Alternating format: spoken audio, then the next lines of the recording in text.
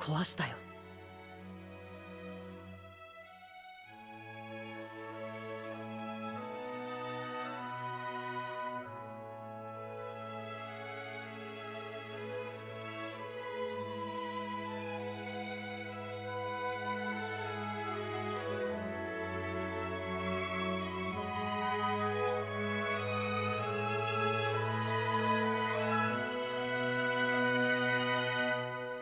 I'm literally gonna wait for you. And I see you're gonna be like, nah, I'm not gonna like it. I'm just keep watching. Just subscribe. And you think the clip gonna cut right here, but it's not, because I'm still waiting for you to click that like button. And the subscribe and the post notification button. When I was making the last video of My Hero Academia Season 7, a thought crossed my mind. What was I gonna do when this anime finally had its final season? And to be real with you, I had a lot of emotions. I didn't know how to feel, because it's kind of a weird thing to say, but to be able to watch an anime for so long until it ends almost feels like a life accomplishment. And one of the things that I always think about is how a lot of people didn't make it this far and they weren't able to see this ending and don't know what's gonna happen. But with that thought came a lot of anxiety, because as someone who didn't really read the manga, I wasn't sure how this anime was gonna wrap things up, because in my opinion, Season 7 was the best season. How was this season going to one-up Season 7, which seemed like a really high mountain to climb? And as it stands right now, there's a lot to discuss. I have good and some bad news.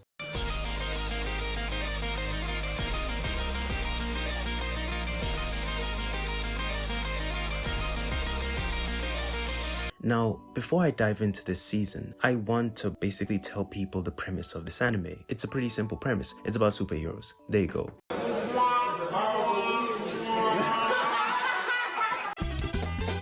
Here we go! And one of the first things that we need to begin with in terms of discussing this anime and this season is the pacing. The problem with this pacing is that I believe that it ruined a lot of the things that were applied within Season 7, because there's a huge contrast between this season and last season. Last season was very focused on taking its time, but also allowing you to really digest a lot of the subjects and take your time with it to appreciate it. This season doesn't necessarily have that. Now, I'm not saying that it doesn't have the emotional touch of last season. It does have moments that make you feel a type of way, but it's not the same. Because one of the biggest issues that I've noticed about this season, a lot of the fights don't have the same meaning as much as you think they would. And I think that one of the biggest contributing factors to you not feeling as much is actually the fact that you have basically 3 bosses. Now, what I mean by this is that first off, it's a fight between Bakugo and All For One. Bakugo beats All For One, but that moment is not even really savored. Everything just quickly shifts to Shigaraki versus Deku. And the problem with this is that even though Bakugo has just defeated All For One, and it's a very big moment, the situation and the pacing of the anime forces you to just move on really quickly. The only reason you get an opportunity to digest it is that there's literally a break, but the next episode just moves on very quickly and you're now watching Shigaraki versus Deku. And the same thing happens again with Deku versus Shigaraki, because before you know it, all of a sudden Shigaraki's gone and it's now back to All For One. This is something that really ruined a lot of the things that were built up because of the pacing. With all of these battles that were happening, especially with Deku versus Shigaraki, which I feel like was probably the most underwhelming out of the 3 fights, it's the fact that we spent entire seasons wondering what Deku was going to do in this situation. He had an entire season where he was contemplating whether he's going to unalive Shigaraki or spare him.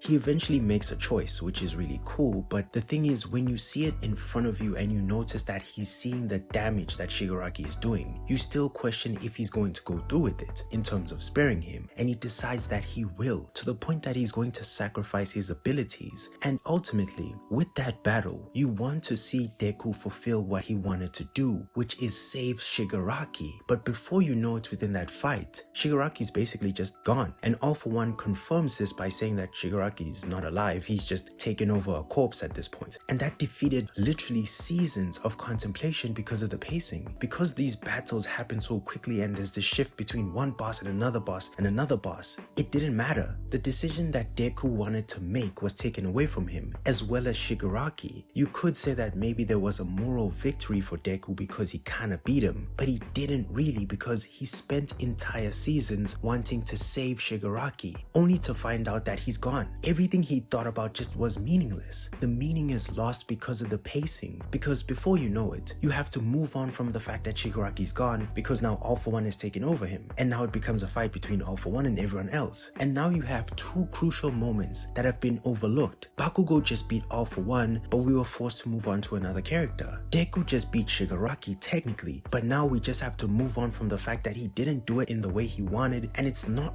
really what we thought it was gonna be, but he has to now focus on All For One. And I feel like that pacing and just direction really ruined a lot of the meaning. And in terms of season 7, a lot of the characters had opportunities to really apply their meaning, and you felt something, even though it was one episode. Within these moments, you don't feel like you get to appreciate what's happening in front of you in terms of season 8 or the final season. You feel as though a lot of things are happening so fast, and it does make sense, but it feels like a lot of the meaning is not really given through the episode. It's given through you. You watch the episode and then you go out and then you kind of think about it on your own. It sometimes feels like the episodes themselves don't really invoke that much emotion because they're trying to pace everything so quickly that you can't even get an opportunity to feel. Because frankly speaking, based on the amount of episodes that was given to us, it really does feel like if there wasn't a break, everything kind of would have made more sense. But the problem is we had basically almost a year break,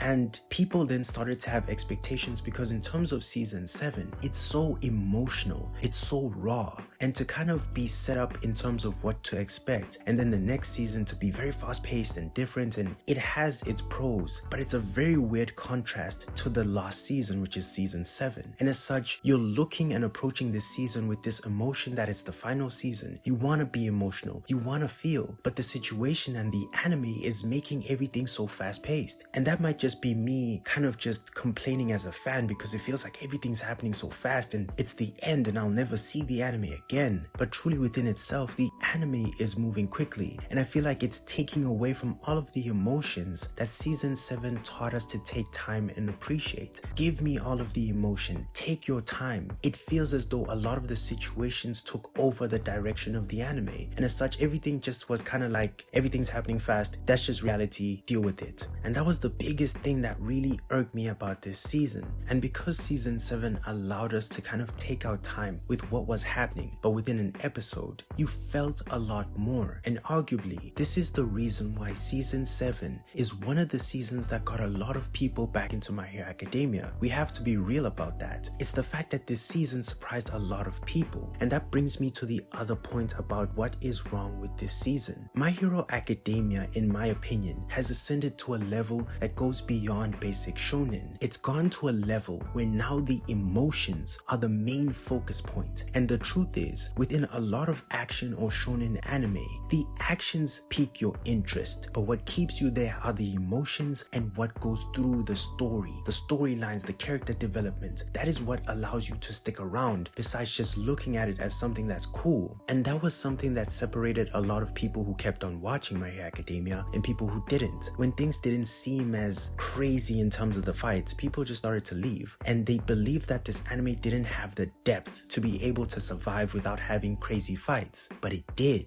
But the problem is, because it started to focus on a lot of emotions, people didn't want to jump back in because they were like, well, I'm not gonna watch an anime that doesn't have cool fights and they kind of talk too much. I don't care. And people didn't return for multiple seasons. We have to be honest about that. But they returned for season 7, to the point that season 7 might arguably is one of the most impactful seasons in terms of the entire lifespan of My Hero Academia, because it was able to revive people's interest despite the fact that they had missed multiple seasons, and people were very aware that that wasn't the final season, compared to this season where people are returning but it's based on the fact that they want to say goodbye. Season 7 didn't have that effect. It was just that good, and that's what brought people back. So to now have this anime really focus on action more than the emotion is something that just seems like a step backwards. It's elevated past that point, and it's one of its strongest points. It's the thing that makes My Hero Academia what it is right now. If you think about a lot of the things that are impactful within the anime, the fights have actually started to lower down, and it's more about the characters, the moments, the philosophies, and how they feel and what they are that's become so important to the fan base. But the fact that season 7 was able to bring people who who had been missing information, but they could see the emotion in everything and feel the character, even though they were missing pieces, shows you how powerful the anime had become in terms of just going to that lane. But this season doesn't really emphasize that. It emphasizes the battle aspect, and I think that that's a step back. And I feel like that's something that it shouldn't have done, because it's way better than that.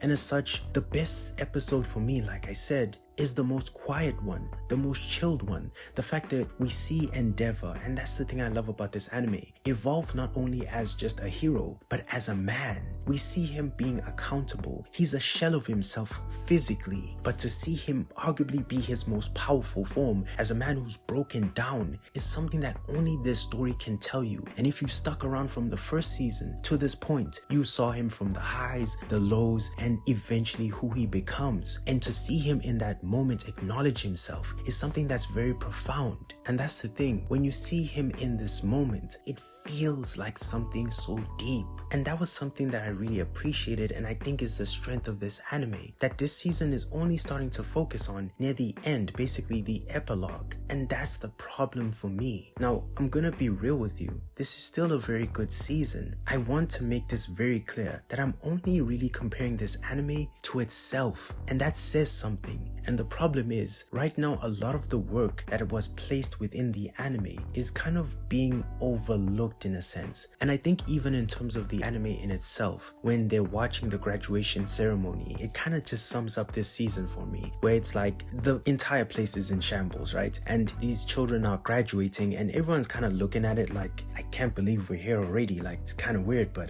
this doesn't seem like a ceremony because obviously there's music performing and it's weird. But there's something about that moment where it's like we're at a graduation ceremony and everything around us looks like it's crazy. That's how it feels to watch this season, where it's like the goals have been accomplished, the heroes have been determined, everything has happened, but it just doesn't seem right. It seems like everything's so rushed, because even with the ceremony, it's like, don't you want to wait a bit so they can prepare it properly and you can appreciate the moment better? No, it's just like, functionally, let's just get this graduation over with. This is how it feels. And this is something for me that I feel like My Hero Academia is better than. In terms of this season, I still think that this is a very good season. It did what it was supposed to do, even though I have complaints, and that might be me being a fan who doesn't want it to leave too fast, but I still do feel like there are flaws within this season that kind of ruined everything that was set up by season 7. The bar could have been raised higher, and the bar was raised higher, but unfortunately, this season just stuck the landing. And I think there's a cool aspect of that because it's real, but I also think that it kind of didn't stay true to what it was. And it leaves you kind of feeling like everything happened and you accept it, but it's not what you thought it was gonna be. And maybe that might be something they do want to push, but it does feel like you had these ideas about how this anime would end, and some moments were grand, but it still feels like there was just something